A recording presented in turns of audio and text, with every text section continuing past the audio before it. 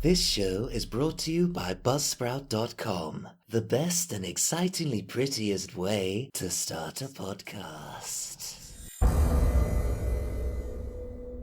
Chapter 23. Sublights.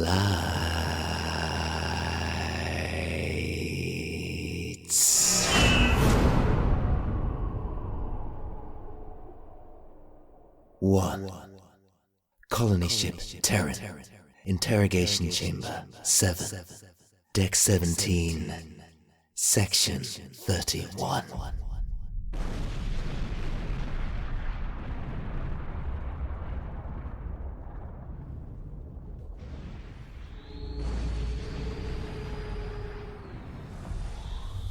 Doctor?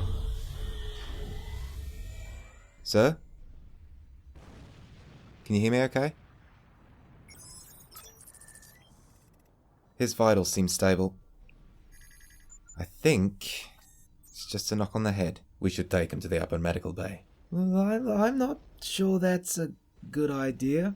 Ooh, point taken. Okay, let's go for the lower medical bay. Well, he's not going anywhere stuck like this. How many straps does this thing even have? No idea. I'm not usually responsible for prisoner transference. Me and the others of my batch are generally assigned to the Terran's maintenance bay. Yeah, and I'm usually stuck on Shield Array guard duty, where barely anything ever happens. Until today, when it all really happened. That is an understatement. Does this mean we're promoted? Maybe, if he doesn't decide to kill us first. Look, I think he's coming around. He's definitely going to kill us.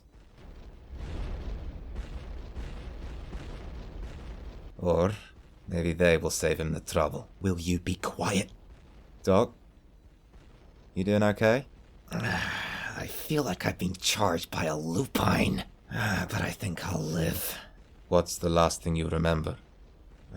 I was on my way back in here with Checkmate when... Traitor! Ow! What the fuck? Sorry, Mr. Strap. What am I doing in this thing? We're not exactly sure. Grayson. There you go. Should be good now. All right, then. What are our target's last known positions, gentlemen? Well... What do you mean, well? And what is that sound? Is the ship... Are we moving? What the hell's going on? Computer, recognize Bellamy. Welcome, Doctor. Why is my ship moving not on my orders? My officers seem unusually tight-lipped in that regard. This is due to a series of emergency directives issued by Acting Captain Keener of Batch 734227.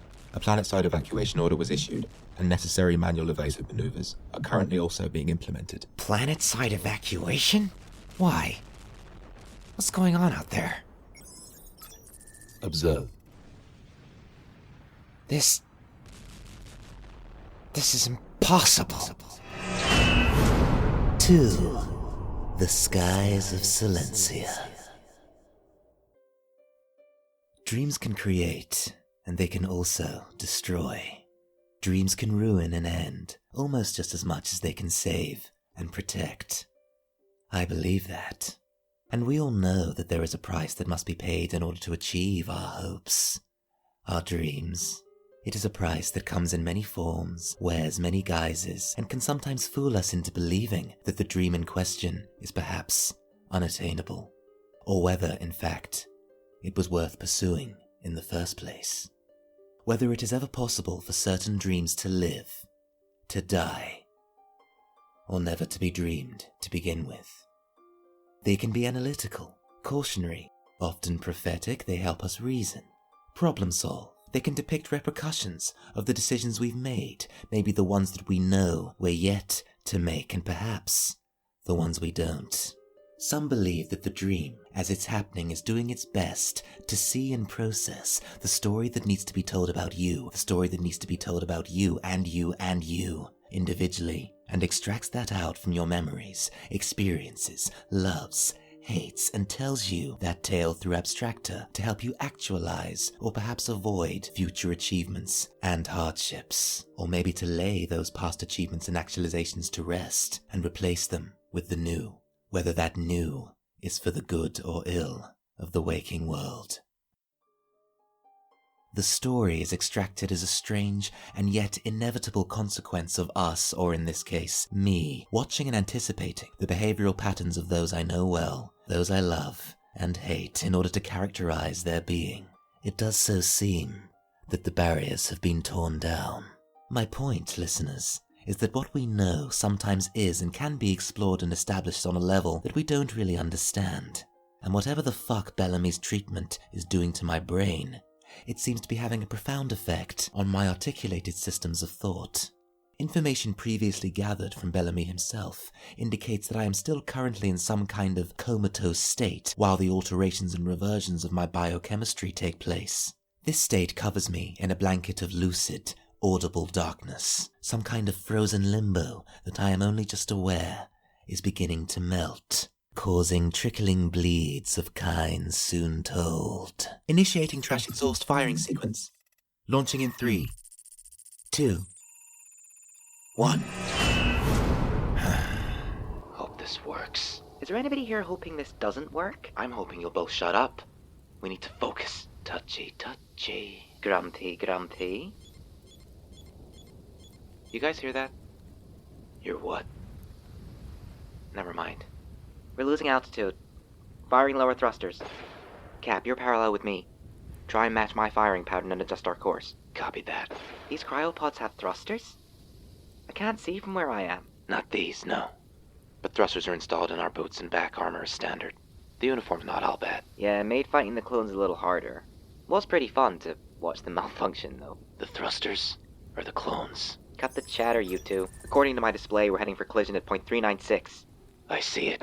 That is one weird-looking mountain. D, alter your thruster angle by 15.2 degrees, and increase your port thruster power by 6.3%. Keep your starboard steady. Acknowledged. I have to say, this helmet display ain't half bad. At least we know Bellamy didn't scrimp on everything. Shiny, don't start messing with the settings. I pre-calibrated your display to the launch path. Since you and Rob don't have thrusters, and Gray can't fly because this place is too cloudy. That, and I've spent the last few hours being tortured by a psychopath while being accosted by rabbles of clones with questionable accents. Since you and Rob don't have thrusters, you guys are our backup navigators. Sun's way down. Visibility's gonna become a real problem if something goes wrong.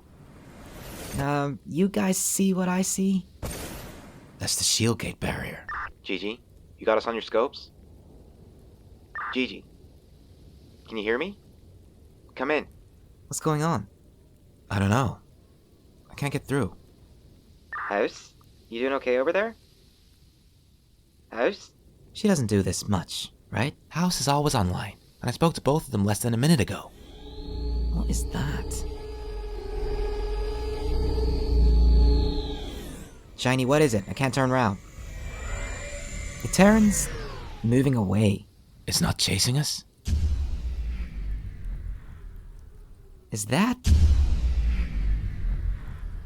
That's the shield gate. It's shutting down. The barrier's open. They're leaving for orbit? But... Oh, shit. What? What's the date? Why? Great. I'm a little busy here.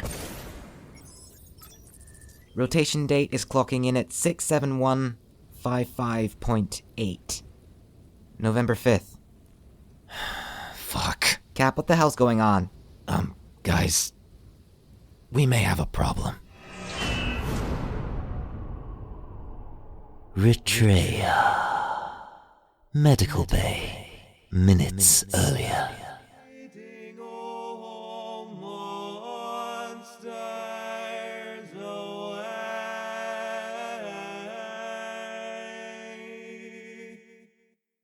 That was beautiful. Why, thank you, dear. I'm sure it'll aid Miss Mortimer in her recovery. Let's hope so. What, was it, exactly? A song first sung in a time long past. Its accompanying words speak of dark woods, bandits, monsters and stars, and silver bands around the hands of good lords. It's a favorite of mine. I understand. I always thought it was secretly teaching children not to be afraid of monsters. It tended to work on my young ones. Most of them, anyway. And is that how you see Miss Mortimer? As a child? Compared to me, she's a fucking fetus. Agreed. She seems to be healing up, though the fact that she's not yet conscious is a little... Worrying? I don't like that word today. Let's go with... perplexing. As you wish. Though I still think it would be best if we...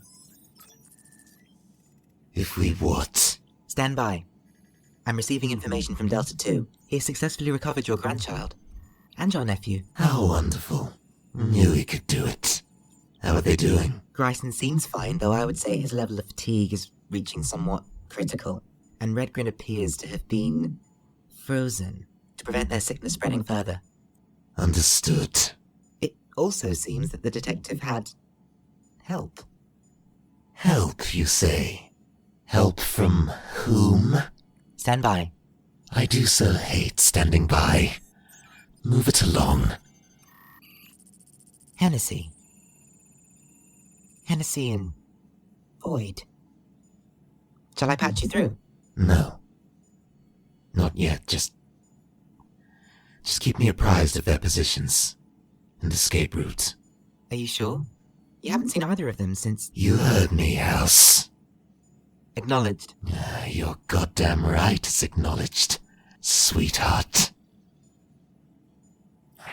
Void. Captain Arkham Void. That man. You had better watch your back when you wake up, Miss Mortimer. People have a habit of dying around people like him. Kilen Gulna. Gigi, I'd advise that we move the Retreya outside of the cloudburst and prepare to receive the others. Acknowledged. Sleep well, dear. And don't stay away too long. And what do you mean by receive, exactly? Did you seriously just say, I'm not sure you'll like it. What are they gonna do, fire themselves out of the torpedo bay to avoid the Terran's targeting systems? The detective would never sanction something that stupid. Seriously? Well, not exactly. Danica thought it would be a good idea to head for the trash exhaust located in the... I know where it's located. It's still risky as hell. It does sound more Hennessy than Marek. I don't like it either, but Gryson did agree with her. He usually does. The doe-eyed little plonker. Okay.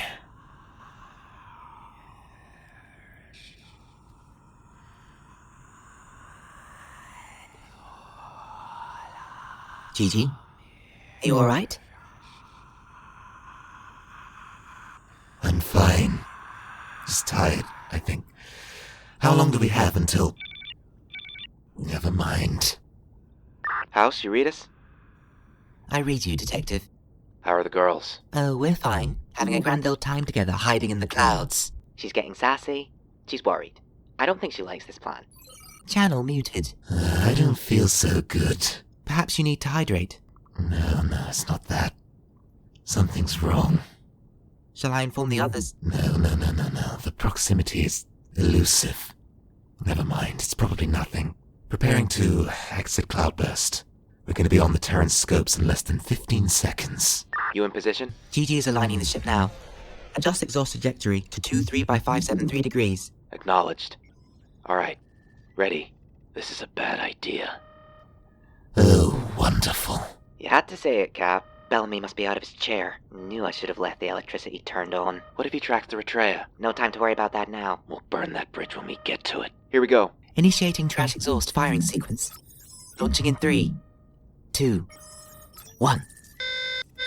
Oh, you know one too many things about burning bridges after you've crossed them, Captain.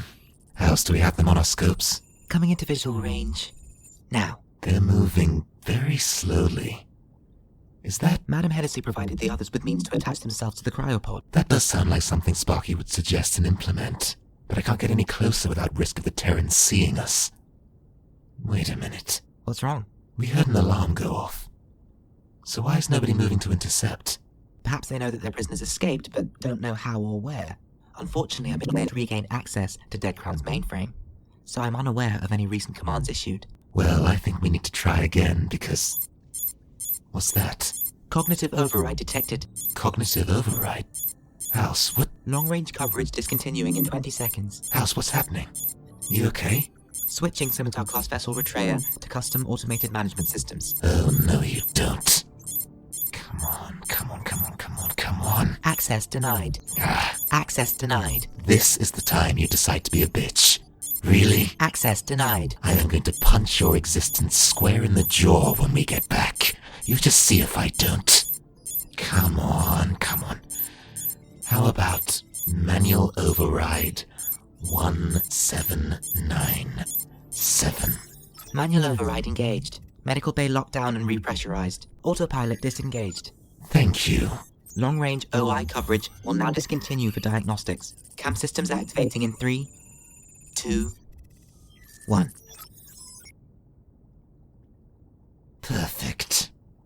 Another soldier down. Talk about bad timing. House, why are you doing this? You never do this. Unless... Now what?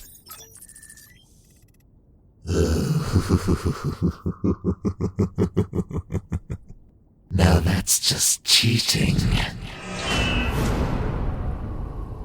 You did what? I didn't know this was gonna happen, did I? I cannot fucking believe this. You messed with the strike calendar? Are you insane? It seemed like a good idea at the time. What the hell's a strike calendar? What's happening? The Spire. The thing that everyone seems to be obsessed with. Redgrin theorized that something extraterrestrial hit the planet a while back, and that along with whatever is naturally occurring under the planet's surface, that's what the Spire grew out of. And that means... We are most likely screwed.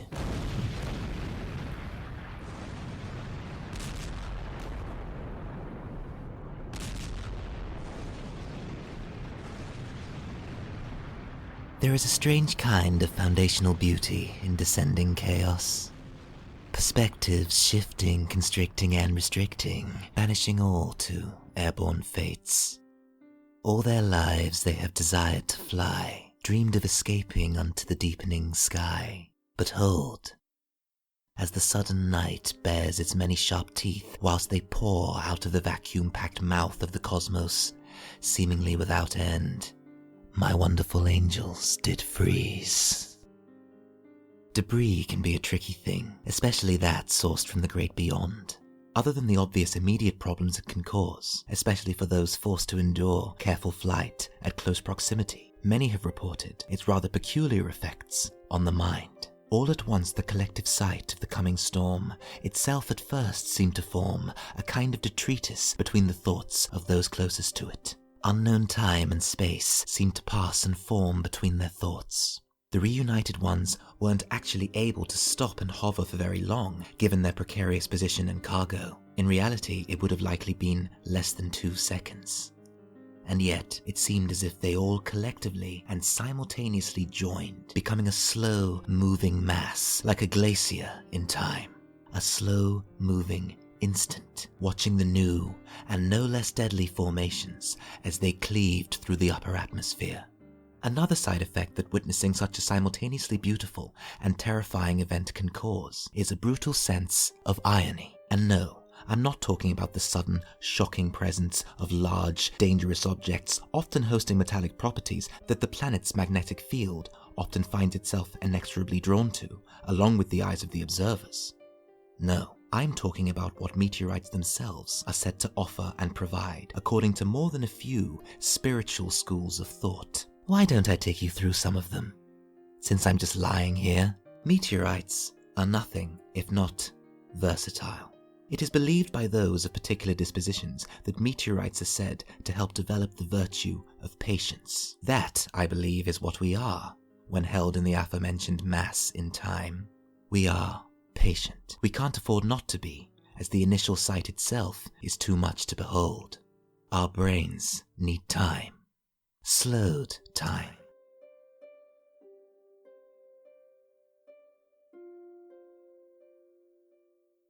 And when that time returns to normal almost as suddenly as it froze, when the ice melts away, we arrive at the next attribute on our list.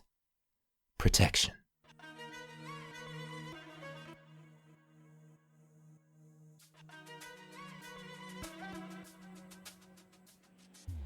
Now, initially, listeners, you might think that this is the most ironic part of the list, given that the reunited ones were in fact in the most danger of permanent injury and possible loss of life. Other than Silencia, of course. And technically that was no less true, given that they had nothing but their wits, a few thrusters, and a pretty strong but still comparatively pathetic localized deflector shield, not to mention sudden comms trouble giving way to a destination of unknown time and distance. None of that seems very protective, but I would hypothesize that if we scratch the surface and dig deeper, we may find a previously hidden level of underhanded TLC. Taking the shield gate down without shutting it down from its sources, especially attempting brute force, was near suicide. But I would surmise, because even from my current perspective I still cannot confirm, that the timing was not so coincidental, according to the Cosmos. The sheer amount of debris and the speed at which it was travelling was far too much bombardment for the upper atmosphere shield to contend with, and so, likely not wanting to put the Dead Crown's AI calculations to the test, the order was given for the Terran to vacate Silencia's skies, which it did, and rather promptly I might add. This, however, of course meant that the shield gate had to be temporarily deactivated in order for the Terran to pass through. During this rather short interim period, there was a discussion between the above colony ships concerning the pros and cons of reactivating the shield gate once the Terran was at a safe distance. Some made the point that there were biodomes to protect, especially now that 1.5 of them were near destroyed, thanks to my kin and I, buildings that fortunately, or unfortunately, depending on who you're arguing with, had also been evacuated. Others made the point that given that there was no previous warning, no time to prepare, it was difficult to determine the scale and magnitude of the shower, or strike, as most of Dead Crown was referring to it, meaning that there wasn't necessarily a way of accurately measuring whether the shield gate could stand up to all that sudden force. If it overloaded, it was possible it could cause a large amount of damage to the ships above powering it, through a possible cascade which could cause further loss of resources that would be much harder to replace. This argument seemed to hold more weight, given that they didn't actually have any soldiers left on the ground, and there was an added incentive of new possibilities and experiments that may come out of retrieving an infused meteorite in its relative infancy. The only drawback, at least for Dead Crown, was the possible advantage, the annoying window of opportunity that they may be providing for their escaped prisoners. But it only took a few words for the naysayers to fall silent. A few words and a knowing smile. But it was a smile that knew a great deal. But regardless, this advantage the Dead Crown had been possibly forced to provide was not lost on the reunited ones, and so it was not an opportunity that they sought to miss. Furthermore, it is said that the healing properties of meteorites can help provide a strong sense of direction. Knowing your direction and destination is almost as important as knowing what to avoid between here and there. And between the reunited ones and the Retreya, there were, of course, a lot of fucking meteorites, and so the trick was to go wherever they weren't. And it didn't seem at the time as if there were many places to go. Avoiding every single one was impossible, and Danica was especially impressed with the additions she had managed to make to certain plasma shielding technologies. That impression, however, was made after the fact. After all of the sudden screaming, swearing, and external, not to mention internal, prayers. Praying that they would all survive, that they would not join the descending chaos and be consumed by it, that they would see this through to the end.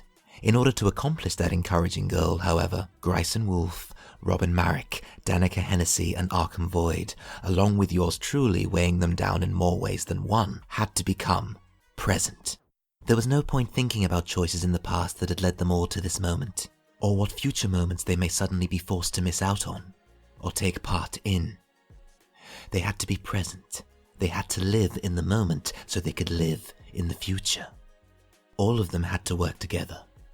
All of them had to trust each other. All of them had to take a collective leap of faith. And as we know, listeners, most things of value in our lives always tend to start with such a leap. And in order to be able to make it, those jumping must set aside the fear of failure and the desire of success. For the things that we do without lust of result are the purest actions that we shall ever take. The reunited ones knew this. Lord knows I've preached it at them often enough.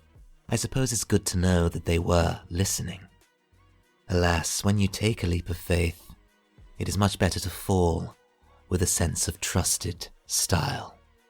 This style came in the form of collective tactical revelations followed by synchronization in movement. It became apparent that the reunited ones were not in the correct initial formation for them and by extension my cryopod to achieve evasive maneuvers and weave into and through the gaps in the meteor shower. Given the somewhat makeshift nature of the team's propulsion systems, it became clear that their best advantage was the freedom of movement they possessed within the confines of the localized field.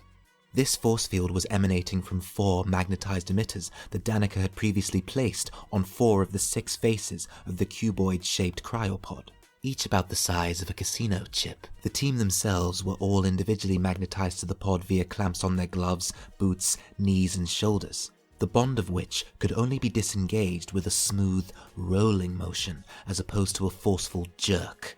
This meant that they were also forced to remain calm as they maneuvered around the cryopod, calling on their training. It was a truly balletic and yet equally chaotic display, though to them the chaos seemed to have become a mere backdrop, a distraction.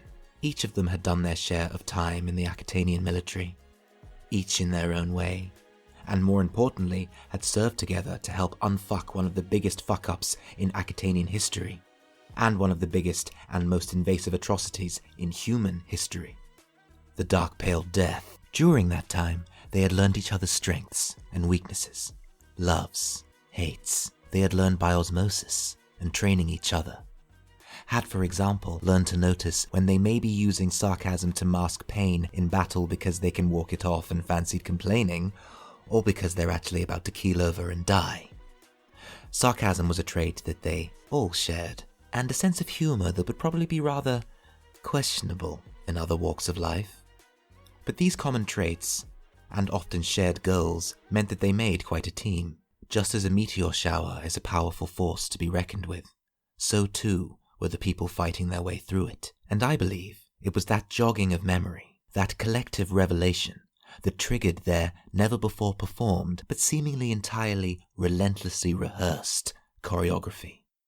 My angels danced through that storm. Danica and Arkham were the ones in charge of propulsion, and so had to position themselves rather creatively to achieve the desired effect on their ever-changing trajectory. All their helmet displays were actually doing was marking the path through the storm, ever altering, refreshing, and changing. It was up to all of them to make the pod following that path possible, and that was where Grayson and Robin came in. As Danica and Arkham did their best to maintain the pod's altitude from either side, Gray and Robin switched positions, using the power of their clamps to counteract and utilize the G-force created by their velocity to speed up the change in formation. That done, Gray began to draw on what little juice remained within him and use his telekinesis, a power he often chose not to utilize for reasons he had yet to publicly expatiate, to steady, stabilize, and occasionally deliberately cease the pod's ever-growing descent towards Silencia's planet's surface. This took quite a lot of stress off of the propulsion department and calmed things down enough to allow the team to direct some of their attention towards conversing about things beyond the present moment. Not too far beyond, but beyond enough. The blatantly necessary physical synchronicity present, and yet powered by matter over previous mind. Muscle memory reawakened. Their main concern, also I suppose, ironically, was the lack of communication, not, of course, between the 4 of them, but between them and the Retreya, their overheating resources, and above all, House's sudden silence. As Grayson, who was in the middle of suggesting a plan of action while using the brief passing mass of a particularly large meteor as a leg up to maintain altitude as it overtook them, Robin, who had largely been in charge of instructional navigation and prioritizing threats and, most importantly, manually refreshing the targeted path through the strike, interrupted, changing the subject completely. Guys? What? We've got a meteor the size of a small moon about to enter the atmosphere. I thought that one that just passed by looked a little on the large side. Yeah, well, this makes that look like a grain of goddamn sand. Huh. Well, in that case, we're gonna die. See, told you this was a bad idea. We are not gonna die. If we accept our fate, it may yield new tactical avenues of thought. You're kidding, right? Captain, my captain, I am very, very lightheaded at this current moment. You'll have to forgive my negative attitude. Guys, we need a plan. What we need is a... Oh, shit. Well, this is what we don't need. The hell's going on up there? Everything just got a little heavier. My main port thruster's just gone down. Did you get it replaced? Like I suggested? Really? Now? Well, this is happening now, so yeah. Now. Danica? Hold on 1 second, sweetie. Ho ho, here we go. Sparky versus Voido. Will they get a room? Finally. Shiny, shut it. This is so typical you. Dee, we really should talk about this later. Are my thrusters failing?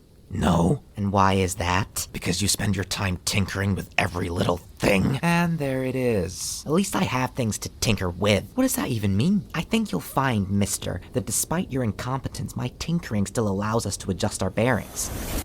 Like so. Whoa, Dee, stop. I can't compensate. I know. And how does it feel? Are you really this petty? This spinning is making me feel rather queasy, but I'm here for it. I always nag you to upgrade your gear or allow me to do it because you never do it yourself. And things like this happen. So, who was right? You were. And will that be the last sane thought in your head as you finally succumb to the great beyond after a miserable, meaningless existence? Goddamn. Lesson learned, okay? You can stop now. As much as I'm beginning to enjoy this, we are wasting time. No, we're doing okay. What? What are you talking about? I've only got one lower thruster. Like I said, I can compensate. My newest gear upgrade basically accounts for your selected memory when it comes to maintenance. Asshole. Love you too. We'll be fine, as long as your other thruster stays online. God damn it. Whoa! Shit! Okay, that's not good. This is just frickin' perfect. Now, you're just dead. Wait. Not for long, Sparky. Gigi? Where are you? Well, where are any of us, really? Grandmother dear, I love you, but right now, I could kill you. Oh, please, Nipote. Killing me.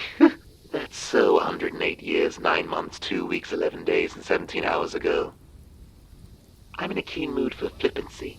I've grown rather fond of it in this new life. That much is clear. Well, I'm developing an idea to give you a family-friendly punch in your terrifying teeth when we get home. And it doesn't mean I'm going to do it. I bet she's been listening this whole time. Wouldn't put it past her. Of course I haven't. I've only just got the Betrayer's comms back online. I've had my own problems, you know. You steadily southward traveling twats. For one thing, house is down. Down? How can she be down? Don't know yet. As I said, been a little busy. Busy doing what? Guys, the meteor is almost here. Busy making your lives easier. Just like old times. I don't get it. Where are you? Closer than you think, detective. Wait, is that...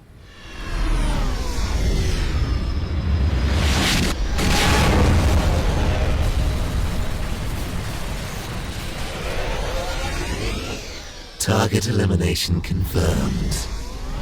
That one was a little big for its boots, don't you think?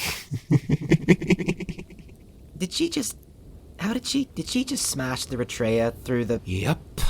The storm isn't far from over. But we're not out of trouble yet. 15 seconds out, darlings. Prepare to be clamped. Alright, let me know when to deactivate the shield. Acknowledged. I'll be catching you from underneath. Everyone get up top. I got this. You sure you can hold it? 10 seconds. Always. We're in position. Deactivate in 3, 2, 1. Deactivating shield and clamping down. Hull magnetization successful. I'm unlocking and lowering the cargo hatch. We need to get moving. We're on our way. Whoa. Hey, Shiny. You okay? Yeah, I'm fine. Just a little...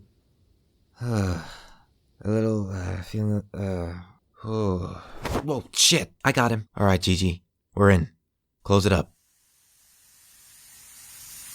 What happened to him? I don't know. I think he passed out. How's his pulse? Hold on. His breathing sound right to any of you? Shit! He's going into arrest. We need to get him to the med bay. Now! And Red's pod's draining too. Danica, I'll meet you in the med bay. Detective, I need you to take over behind the wheel. We need to get out of this storm and off this planet. Our window's closing. Cap should do it. He's a better pilot than me. Bollocks. Up here, now. Void, help Danica get the kids to the med bay, and then get in the tail gun. Yes, ma'am. Retrea. Medical Bay. 20 seconds later. Alright, everyone. We're about to clear the atmosphere. Activating temporary cloaking sequence in 3, 2, 1. Alright, Shiny. Just stay with me. I got you. We just need to get you all hooked up. House, it's... Oh, god damn it. Alright, let's get you all strapped in. Shh. You got this, honey. You got this. Okay, well, you're the doctor, but I think I know a wide complex tachycardia when I see one. Are you sure? Where do you guys keep the calcium gluconate? Give him this. Whoa, fuck! Jesus Christ! I do not miss that. Have you been here the whole time? Here. What the hell is this? Just give it to him. But what is it? We don't know what's causing the... Danica. Alright. I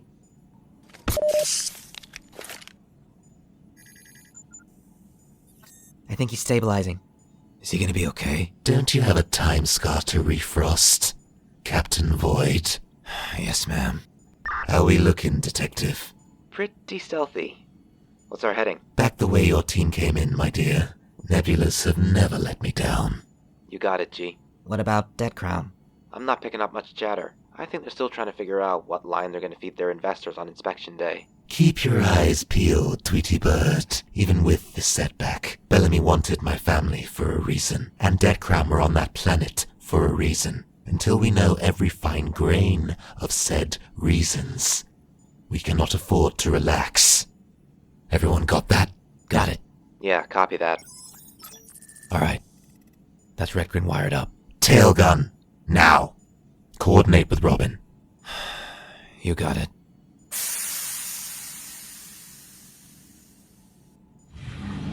You shouldn't be so tough on him. He's doing his best. He's done enough. It wasn't all his fault. He said he's sorry like 100 times. Never to me, Danica. I know, but, you were... I know I was, but I am no longer. I know. It's just that He's terrified, and he should be. What are you gonna do? I'm going to make sure my family is safe. How's... what's her name? As you can see, Miss Mortimer is still sleeping. Physical injuries healing. Astral readings are stable. I've been keeping a close eye on her since we returned. Seriously, when did you get here? Oh, Madam Hennessy, how I've missed your beautiful face. You didn't think I was piloting this thing from the cockpit, did you? Wait, you mean that you were... Well, truth be told, I started in the cockpit. After the shield gate went down, I had to make a choice. Did I risk flying the Retrea into the storm to rescue you with both me and the ship at minimal power, along with an unconscious team member? Or did I take the opportunity to divert remaining power to the cloak and reach the upper atmosphere in order to work on my tan? That, or watch you be crushed by a small, soon-to-be island. You channeled your LMs into the weapon systems, didn't you? And the navigation. Temporarily. I had to make sure that we had enough fuel for the return journey. God damn it, G. Modified or not, you know what that does to the hyperdrive. Well, at least now I know why you took so long. Is she waking up? No, I believe she's dreaming. Good or bad? Given the circumstances, I would say not great. Alright, well why don't you stay with the wounded and the frozen, and I'll head down to engineering. Good idea, Madam Hennessy. You know I hate it when you call me that. Wait. How's your mother? You'll have to be more specific. Kaya. Truth? No idea. She went MIA after Gryson disappeared. Again, all I know is that whatever happened in 2020, wherever they were taken, or whoever they were taken to, started, I don't know, maybe studying or examining their time streams, messing with them somehow. Gryson talked about it when he found us again. The auctioneer took, or sold Shiny and my mom off somewhere. I don't know what happened to Zerzuro. They didn't say. How did Gryson and Kaya escape? How did you find them again? You ever meet my Uncle Ezra? Twins. Twins. Harmonic temporal convergences are some of the rarest phenomena in existence. She's lucky. They both are. Yeah, well, she didn't see it that way. What happened to him? He just vanished in front of our eyes. Like he was never there. He was in the middle of eating dinner with me and, of course, Mom, on the way to a briefing on Cabaret, some freelance job we were chasing to fill the time. Then he was just gone. He faded away right in front of us. Mom didn't say anything. I think she was too horrified. She broke down eventually. Do you know what happened to him? I believe my family member in the box over there may have hit the reset button somewhat prematurely, for want of a better word. Can you fix it? I don't think that Rick knew that Ezra's abilities stretched as far as they did. They were merely searching for a past convergence point of their own that they could use to mark both of their present positions simultaneously and find out where they were being held. That was the plan, anyway. Can you fix it? But despite selecting the correct convergence, the day you were born, in 91. I know what year I was born, Gigi. The year she disappeared from my life for a further 26 years. Until I found her again in the middle of a goddamn apocalypse, cutting through infected like a Benihana sushi chef. Then lost her again after we lost the US. Then found her again after that, and she didn't know who I was for about 3 days, which from her perspective was right after she'd recovered from giving birth to me, despite meeting me from my perspective years before that, and further lying to me about meeting me for the first time. Again, God, my head hurts. Despite Redgrin extrapolating from their original point of convergence, they couldn't find Gryson. Your mum, yes, but in the present, Red's relative present, Gryson was nowhere, possibly somehow masked by Ezra's disproportionate interference. And so, I believe, out of desperation, Redgrin hit the reset button, one on the harder side of soft. They went back to that night in 79, the night that Gryson... Yeah, reset, I get it. And so now what? He has to start all over again? Not exactly. I'm only gonna ask you one more time, old girl. Can you fix it? I'm working on it. Yeah, well, you better. Because if you don't, Mama's gonna kill both of you scar-faces with her bare hands. And knowing your family, that would probably mean that we'd all blink out of existence. God, my head really fucking hurts now. I don't know how you do it. I don't doubt it, Dee Dee. I don't doubt it. 3 channels. Hey, Rob. You reading me? I read you, Cap. It's not shipwide. Thanks. How are the crazies? Stable. Enough. Gigi's playing doctor. Copy that. Listen. I owe you one. Cap, you really don't have to. It's true. You got her back. You actually did it. Got who back? You know who I'm talking about. Look, Cap, I've been traveling with Redgrin for a while now. I've seen a few things, met some people, saved some people, killed a lot of people, incapacitated more civilians than I can care to mention. Especially that time in L.A. You know, I never thought I'd ride down El Segundo Boulevard on a Vincent Black Shadow with my grandfather in his mid-30s on the back, dual-wielding Volt 55s, you know, knocking down RPVs like he'd just returned from a rotation in the greater echelons. Or, you know, ride through the Aquitanian wastelands on a Tiger that I could have sworn started out as a repulsor bike. Or watch one of my best friends go from a fully grown, fully formed healer to one of the most dangerous little bastards I've ever seen. And I also never thought that I'd be complicit in that dangerous little bastard blowing up an ancient Aquitanian temple after beheading its elder and stealing her outfit. Or, and this is the one I'm still trying to get my head around, meeting and conversing with my technically dead mother at the age of 9 years old. Shit. Yeah. I guess what I'm trying to say, Cap, is that, yeah, I did all that stuff. That stuff happened. Some of it's happened, but is also still meant to happen. It's hard to keep it all straight. But I couldn't have done any of that without our giggling popsicle in the med bay. So don't thank me. Redgren did the heavy lifting. I was just a chaperone. You're doing it again. Doing what? Writing yourself down. Ever since you were recruited, it's been a favorite pastime of yours. Thought you would have shaken that off by now. Are you kidding me? Cap. We lost. We lost everything. Have you been to Earth lately? It's a dystopian theme park. And we're all equally responsible. That is definitely not true. You were thrown in the middle. You chose a side. And you survived. Just like Danica. I was the one that started all this. You didn't mean... That doesn't matter. Sure, I was played. Most of us were. But I was the biggest scapegoat. Now she won't even look at me. Confines me to tailgun prison. She just needs time, Cap. Danica stood by you in the end, and so did I. And Shiny's missed you. A lot.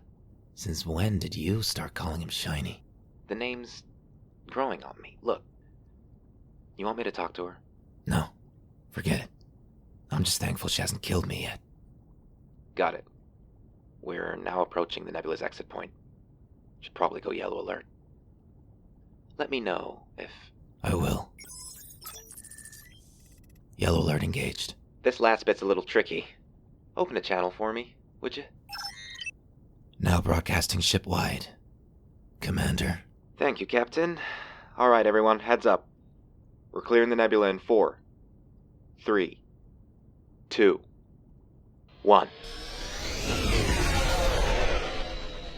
We're gonna have to ace the cloak before we make the jump. Engineering. You find out what's going on with House? I'm still trying to work out what the fuck Eldon Scar has done to the hyperdrive. I am listening, you know. Do I sound like I care? Anyway, I think it might be a coolant leak. Possibly that, and something else, but I can't tell until I get this panel off. We might be good for one redirection, but if this wasn't an emergency, I'd advise engaging full sublights and giving me time. We're running out of time. Exactly, so you've been warned. You know, your selective bedside manner in emergency situations is something I've never grown to miss, Madam Hennessy. I'm just saying. Ow. God damn it. And don't you start with that madam bullshit, or I'll yank off your lips. Noted. Cap, how's it looking out there? Scanning now, Commander. I would say, as of this moment, not bad. But as of this moment, not good. What is it? 3 fighters, exiting the nebula. Gladius class. They must have followed us through. Gigi, secure the med bay. D, keep working on that hyperdrive. Copy that. Cap, let's go to work. Right behind you, Commander. 3 minutes later. Okay, guys. I found and fixed the coolant leak. Nice work.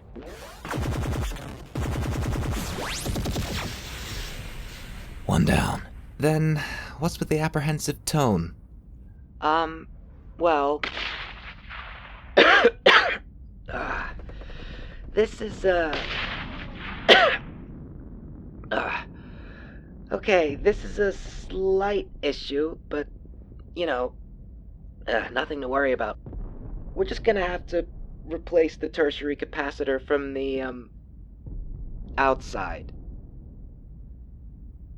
What? No. What do you mean, no? Gigi, you're the only one who... I said no. And I mean no. I'm busy. You're busy?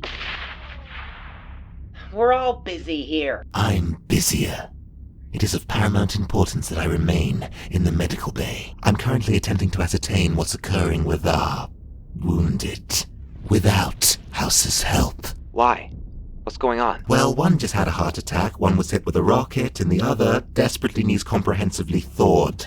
The level of damage that they have all sustained requires complex treatments of varying kinds, and a lot of careful nursing as they are administered. As we don't know why House is down, or what we'll be returning to, I'm not going to wait for her to tell me why these three all appear to be locked in a nightmare state of some kind. Nightmare state? It seems to progressively worsen the more distance we put between us and Silencia. The closer we get to home, the more important it is that I'm here to care for them. I know what I'm doing, but I can't be in two places at once. Danica needs to be in engineering to load the capacitor from her side. We need Robin in the cockpit, and if I'm not mistaken, out of our remaining fighters, only the captain is strong enough to take the physical strain that is required to replace a ship part as the ship itself is forced to perform evasive maneuvers while being pursued, other than myself or the ones that are currently unconscious. She's got a point. But what if you... I'll be fine, Dee. Just do me a favor.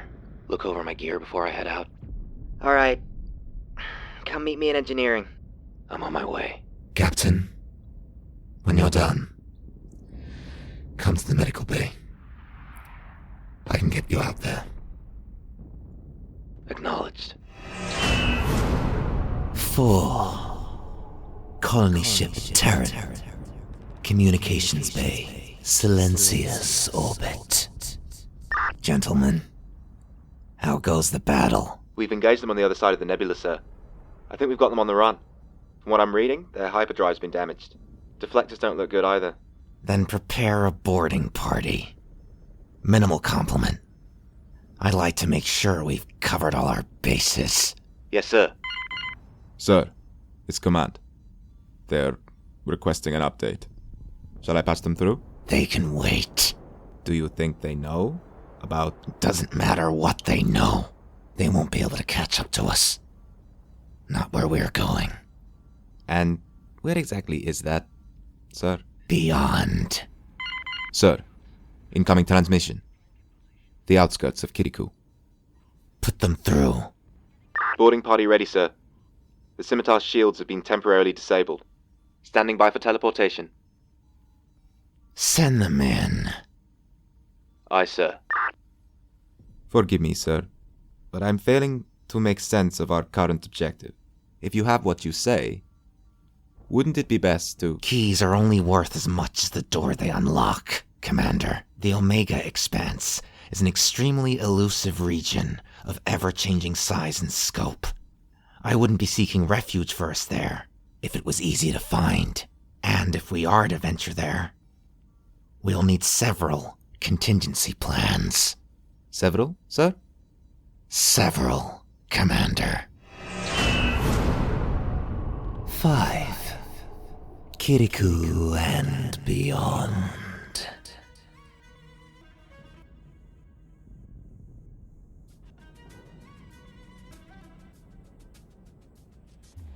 Established order amongst immediate, life-threatening chaos is something we're trained to maintain. But that order only remains continuous if those maintaining it consistently play to their greatest strengths and spend their time constructively. For Danica Hennessy, it was innovation and fast-acting maintenance, and so she spent most of her time choking on semi-poisonous fumes while running between the Retrea's engineering sections, making small adjustments wherever she could, while attempting to convey the Retrea's strained capabilities and regularly checking for updates on the hyperdrive capacitor replacement, the one current problem she was unable to fix alone. Danica wished, because wishing was something she tended to do while coughing, that she could perform these repairs in a safe environment. A spaceport or distant forest moon, maybe with a few extra helping hands.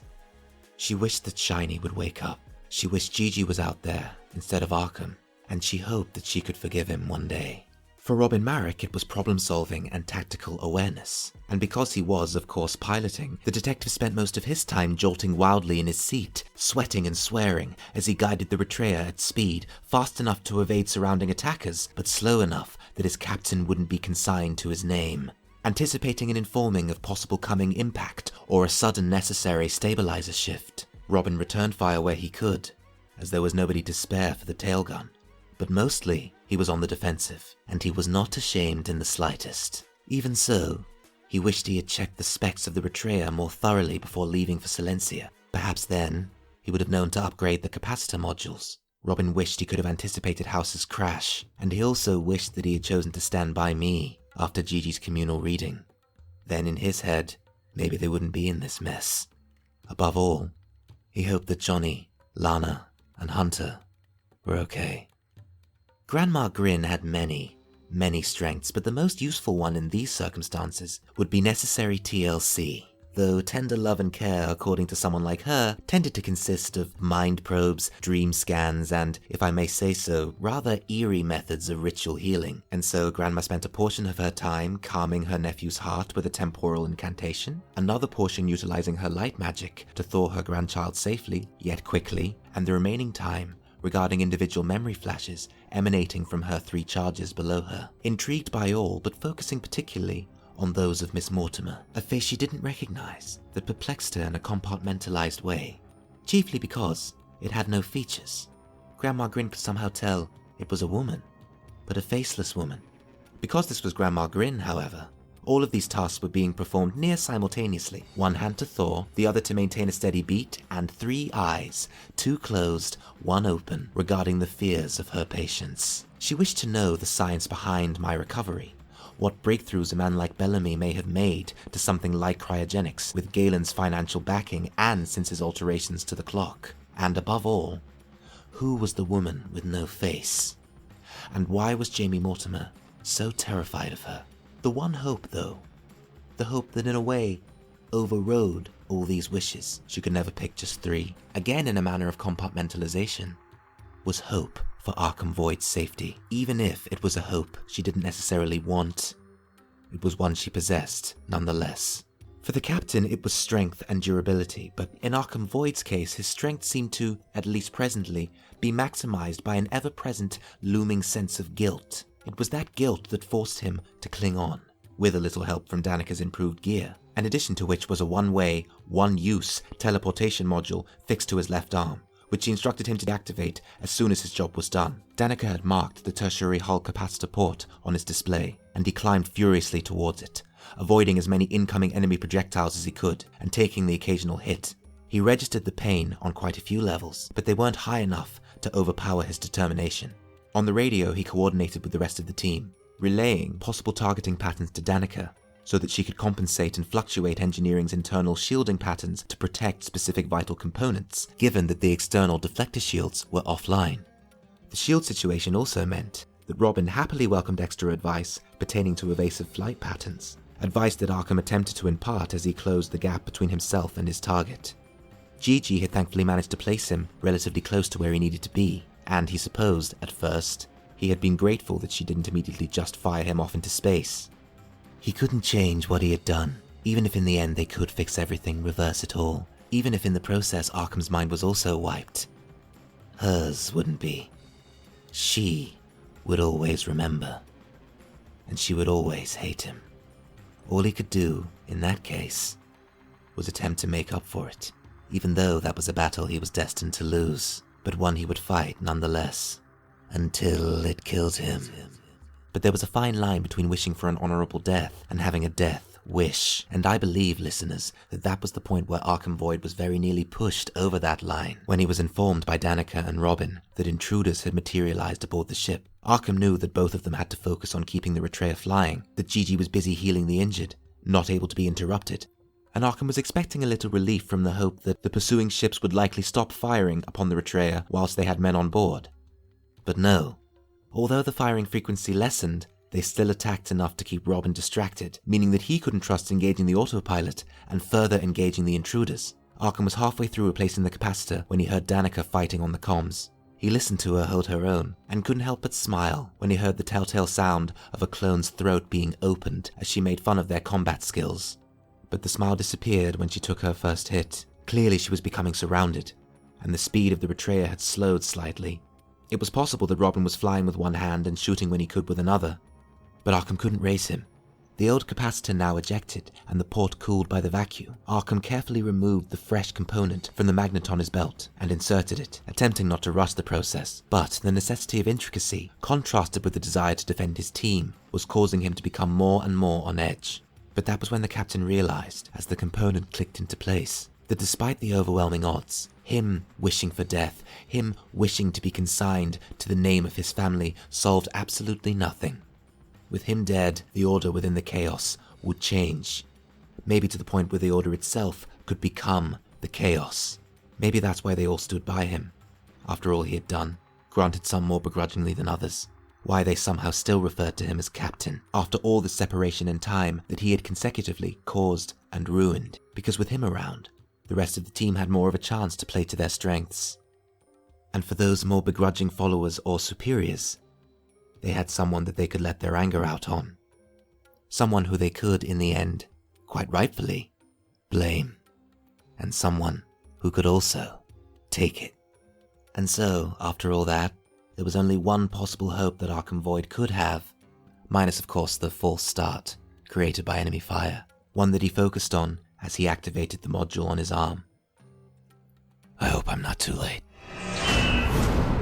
Retreya, Medical Bay, 47 minutes later.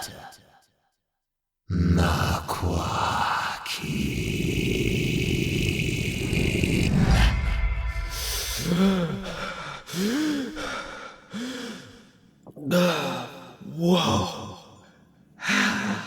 Shh, love, take it easy. You're okay. How do you feel? Lousy. Well, look who's finally awake. Don't you look awesome? Positively sparkling. Cap? D? What? Relax, Doc. We're okay. It was close, but... When's it not?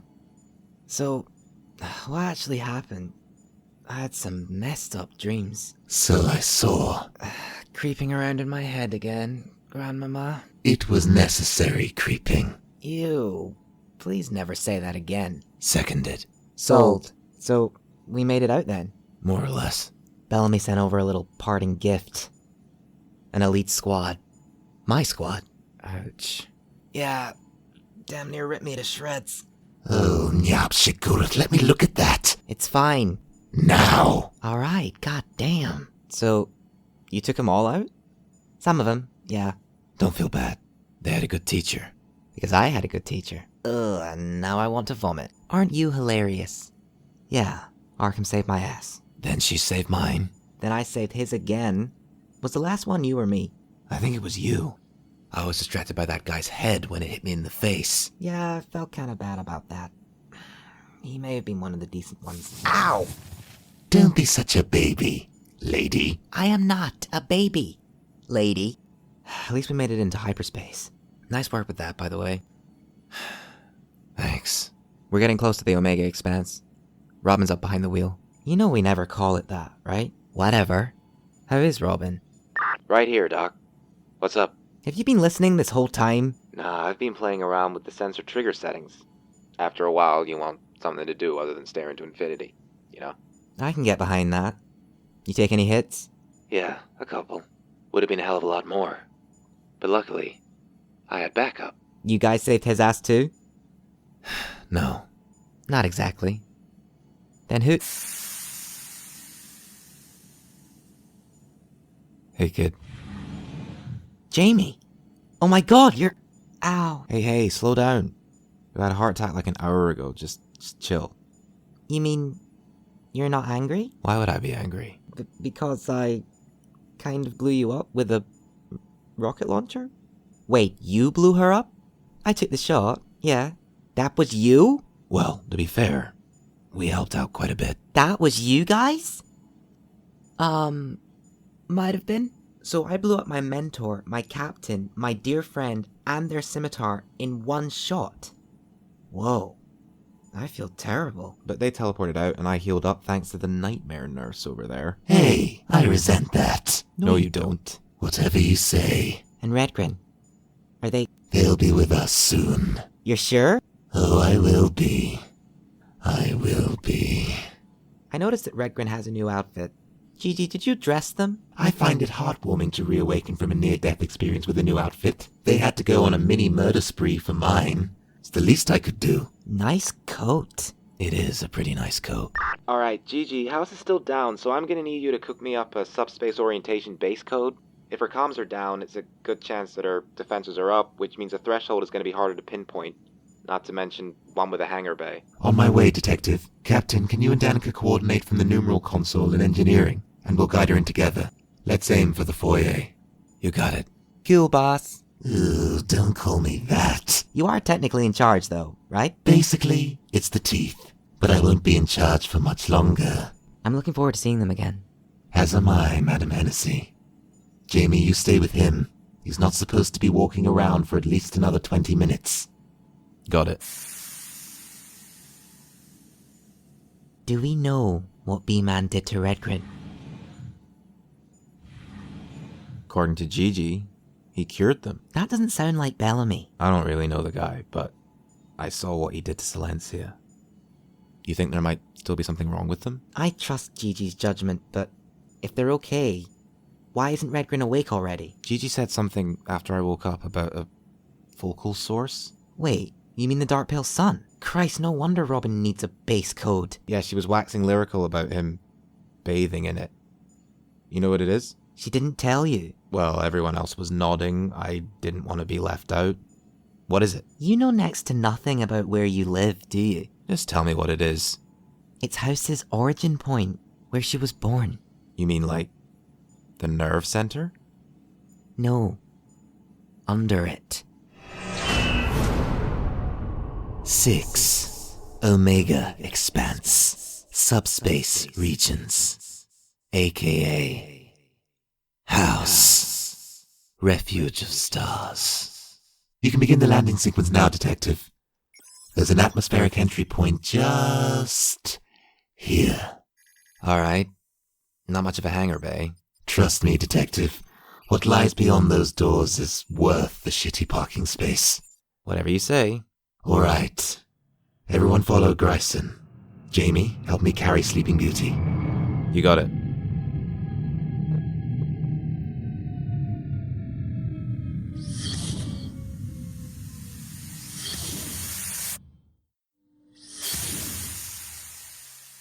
Whoa! Look at you! Big, bespoke, sexy lady. Look how much she's grown. I know, right? When were we last here, D? Defection Day, I think? Oh yeah. That was one hell of a house party. Best house in the universe. She only exists in a selective manner in our universe, though. You know what I mean. I don't often see her like this, from the outside. I'm usually just walking through a whole load of doors. One minute I'm in the comms bay, the next I'm... Tell me about it, but something feels off. Like she's scared. Where exactly are we? I've never seen this region before. The lower echelons. Underneath the nerve center. Look over there. Beyond that rather grandiose, if slightly pretentious-looking doorway, is an expertly handcrafted star, suspended in a perpetual state of decay. We need to chuck 'em on in. You're gonna throw Redgrin into the center of a decaying, handcrafted star. Well, all this sounds suitably insane. Indeedy I am, Detective. It should be enough to burn away some of the icy fatigue. Dispose of that frosted amber lens pulled over their third eye. It's what's keeping them under. Can't quite eradicate the residual traces. This will. Amber lens? She means the Silencia Spire. That infection Redgrin got. It was amber-based. I think Bellamy was trying to grow himself an elder tree. We mainly worked on biodome construction and oversaw personnel from orbit on our off hours. Got access to the calendar that way. As far as I could work out, it was some kind of hyperspace bypass project. Dee and I did what we could to slow things down. Wasn't easy, but... You two did your best. And that was never in doubt. We're not far now. Alright, I'll take them from here. You sure? I'm more than sure. We're not alone, Miss Mortimer. House's motives have become... somehow... elusive. I hear you. But please be careful. And don't be too long. Yes, ma'am. Good luck. All of you. You too. Alright, sleepyhead. And up we Go. You ever take in your surroundings on an average day and think, damn, I have a weird job? All the time. Totally. Last time we saw Gryson, he was what? 126, I think? And he looked around 35. And now I look like a child. I get it. Ass. I didn't know that aging backwards was something you could do. Oh, you know, I like to take it up and down. Like a topiary. Just to freak people out, you know? Shh! Sorry.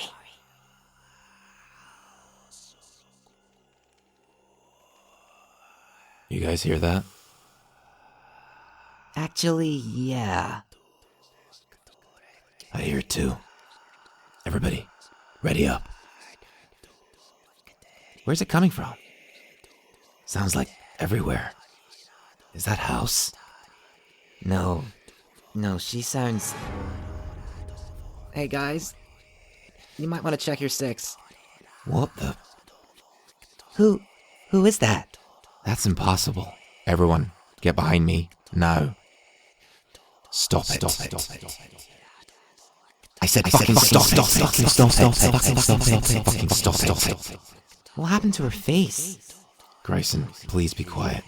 But who is she? Is that... Everyone quiet! Their mouths are closed. You shut them up. Ears are open. You're full. They're listening. They want to know. They want to know it all. Everything. They want to know. You should tell them. You should tell them. You should really tell them. What will happen when you tell them? What will happen when you tell them? What will happen when we tell them? What will happen to you? What will happen to them? What will happen to us when we say it? What will happen to you when we're gone? You're not handling this. You have no idea what you're doing, and everything you're doing is wrong. What will happen when we say the name? What will happen when we name her? Can we name her? Should we name her? Is she a demon? We need to name her. Shall we name her? Can she name her? Can she name me? Can we name each other? What's going on? What do I do? This isn't happening. I'm not handling this. I'm not handling this. They want to know. You should tell them. What will happen when you say it? What will happen when you tell them? What will happen when we say it? What could happen when they hear it? From me. From us. You have to tell them. They need to know. Say her name. Shut up. Everyone get back. You don't know what you're up against. Trust me. Don't get back. Get closer. Come here. Trust you. Don't leave me. Don't leave me. Don't leave me. Say hello. At least say goodbye. Please. Just once. Say my name. Say it. Now.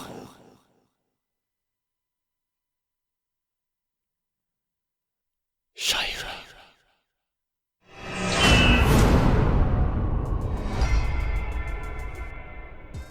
If you're a podcast clown like I am, you must have dreamed about starting your own. Let me tell you, my dreadful darlings, it's never easy, but it's one of the best decisions I ever made. It was either that or waste away in my own subjective ascendance. Of course, it can be more than just a little overwhelming to know how to get started. Buzzsprout can help you launch your podcast professionally and in style, linking you with all of the major podcasting platforms such as Spotify, Google Podcasts, Apple Podcasts, and much, much more. Join us up in the buzzing, sprouting podcast cloud to breathe in the renowned analytical sound of the accurate analysis and promotion tools provided. Follow the link in the show notes below to start your journey and receive a $20 Amazon gift card. We're waiting for you.